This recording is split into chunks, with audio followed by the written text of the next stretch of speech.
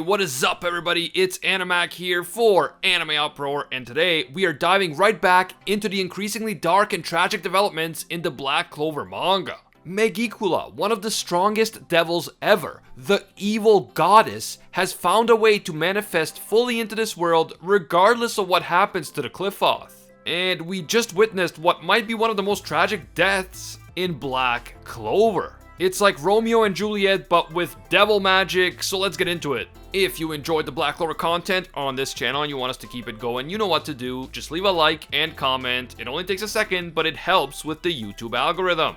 And of course, if you're new to the channel, or maybe you watch our videos but you haven't subscribed yet, do me a favor and make this the video that you subscribe and hit that notification bell to turn on all notifications. You can also hit me up on Twitter and Instagram at AnimeUproar. Finally, this video will of course contain Black Clover manga spoilers. We are talking about the manga, so please proceed with caution. You have been warned. The latest chapter starts off with a shocked Noelle wondering how Megicula was able to manifest into this world when only the first gate of the underworld has opened. As one of the strongest, highest ranked devils, Megicula should be on one of the lower floors, possibly even on the bottom floor, and yet here she is, seemingly in the flesh. A lot of people were confused when Megicula suddenly showed up in the previous chapter, but thankfully this chapter provided a lot of the information that we desperately needed. Megicula explains that yes, she can manifest through the gate of the underworld like the other devils, but she also has a special power called Curse Warding Magic Evil Goddess's Curse. This is an extremely complex and time-consuming magic spell, and Megicula has been working on it for a very long time. But now it seems that she finally has found a way to bring this spell to completion. Megicula confirms that the first step to activating the spell was the death of Asta Silva. In my previous Black Clover video, I talked about not being sure whether Asta counts as a sacrifice or whether all the sacrifices had to be powerful female mages who are still alive right now. Megicula clarifies that as long as her curse kills a powerful female mage, it doesn't matter when the mage died, so yes, Asta does count as the first sacrifice. Megicula's manifestation into this world seems to be a step-by-step process, and she seems to have been planning this for many years. When Asta died all the way like 17 years ago, she was able to half manifest within Vaneka's body. This explains why we sometimes saw Megicula taking over half of Vaneka's body, and even making Vaneka's body do things that Vaneka didn't necessarily want to do. The second step in this evil master plan was to curse Lauro, which also happened quite a while ago. Since Lauro hasn't died yet, Megicula wasn't able to make any further progress with her manifestation spell. But now, with Vaneka about to die after her defeat at the hands of Noelle, Megicula was able to manifest in an imperfect state as a sort of parasite upon Vaneka's body. In order for Megicula to manifest fully in her perfect form, both Vaneka and Lauro will have to die and become the second and third sacrifices. So, essentially, Megicula has a way of entering this world through the back door because of her overpowered curse magic. She can enter through the Qliphoth like all the other devils, but she can also enter without the Qliphoth if these 3 sacrifices are made. This means that just stopping the Qliphoth ritual won't be enough to stop Megicula. Our heroes have to stop the Qliphoth ritual and prevent Megicula from killing Lauro. And speaking of Lauro, saving her from Megicula is going to be anything but easy. That's because Megicula managed to use the curse affecting Lauro to somehow turn her into a devil. A devil who now seems to be under Megicula's complete control. In fact, Devil Lauro now possesses a new type of magic, demon water magic, and this new magic certainly does not have any issues with offensive attacks. In fact, this demon water magic looks absolutely deadly. As soon as the magic activates, a massive water hydra with many heads appears around Lauro, and the hydra advances on Gaia. Noelle can tell right away that this is extremely bad, and she tries to stop Megicula before she can do any more damage to Lauro. But Megicula possesses a spell called Curse Warding Magic Decaying Whirl, which is able to negate Noelle's magic and stop her attack in its tracks. Megicula is clearly way stronger than Vaneka was, and she says that the only person who's been able to counter her curses thus far has been the Queen of Briars, Charlotte. This is a clear indication that Charlotte is about to become relevant in the fight once again. And since I like Charlotte as a character, I am glad that she has unique powers that will likely come in handy during this Spade Kingdom showdown. This is not the last we've seen of Charlotte, and that's actually awesome because I want to see her stay on the front lines and eventually have an epic reunion with Yami.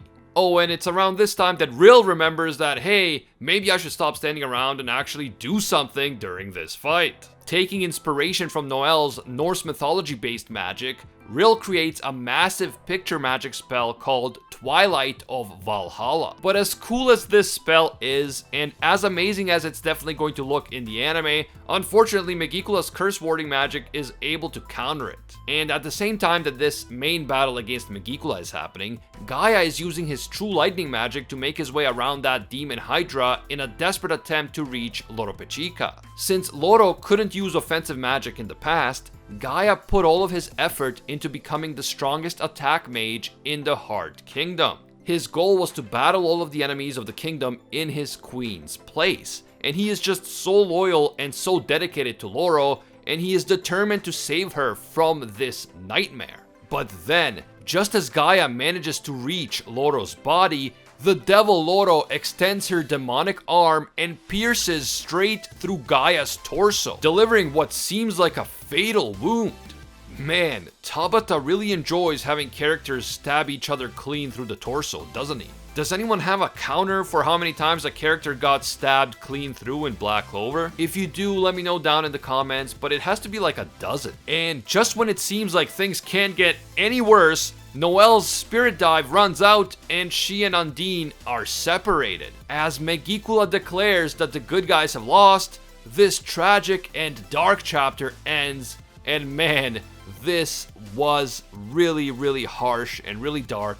Poor Gaia. Megicula seems so overpowered in this moment, and she's only gonna get stronger. Not only is she able to easily negate incredibly strong spells from Noelle and Rill, but she is also able to control the insanely strong Devil Lauro at the same time. I think that Vanica will very likely die and be sacrificed during this fight. So we can expect Megicula to get even stronger once that second step is completed and the second sacrifice has been made. After that, Lauro will be the only one left, and if Lauro dies, then it's really game over. I think that Noelle will certainly use her ultimate magic against Megicula, and Charlotte will use her true Briar magic as well, but will that be enough?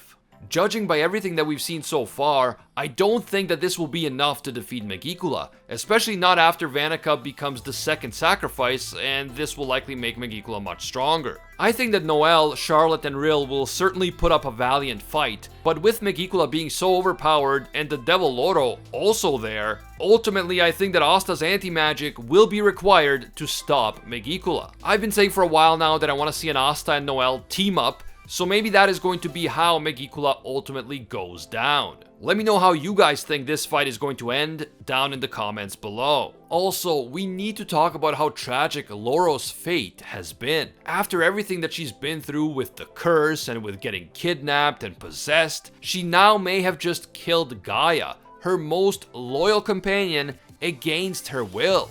This girl has suffered so much, and even if she survives this ordeal, if Gaia dies, Lauro will never be able to forgive herself. Yes, she was being controlled by Megicula, but Lauro will definitely still blame herself, and this is so tragic.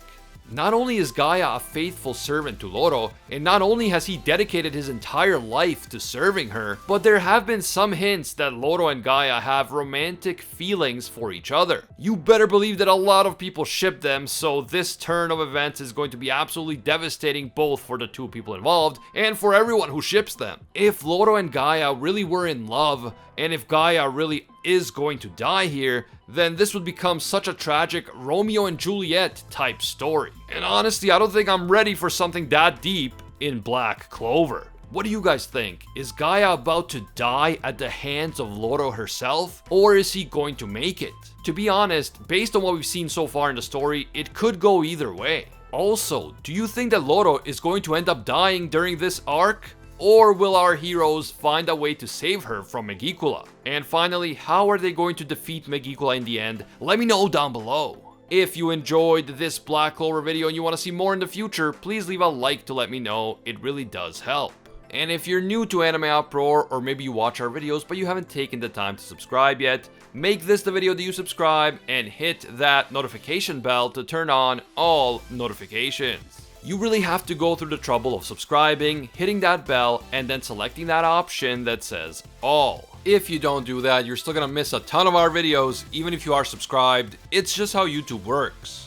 You can also hit me up on Twitter and Instagram at AnimeUproar. I want to give a big thank you to all of our AnimeUproar patrons for making videos like this one possible. Special thank you to Alpha Sigma. He's an absolute mad lad and disciple of Lord Twigo himself. And I can't forget all of our The One tier patrons, the ones who rise above all other clans, including Ingrata, Pate Hefa, Aljatal, Dr. Cortman, The Toasted Chi, The Spike, Emperor Otaku, Spidey Life Tanel, Tungsten Tarkus, Baked Buddhist, Cody Hebert, and Monkey D. Quilly. And of course, I want to thank our Pro Hero tier patrons, including the one and only Gilgamesh, The Red-Haired Raven, Angel Cruz, Anatoly Kazatsky, Very Gucci, Alicia Octor, Bonnie Parks, Hinokami and Water, Joanne Garcia, Ted No Ted, Fatboy Games, Corey McGowan, Metal Mama, Deadly Saint, and Soul Ray Slice and Dice. If you enjoy our videos and you feel that they provide value for you, consider supporting us on Patreon. Even a single dollar will give you access to our patron exclusive Discord, and your name will appear in our videos along with these amazing people. As always, thank you guys so much for watching, and until next time, see ya, Space Cowboys!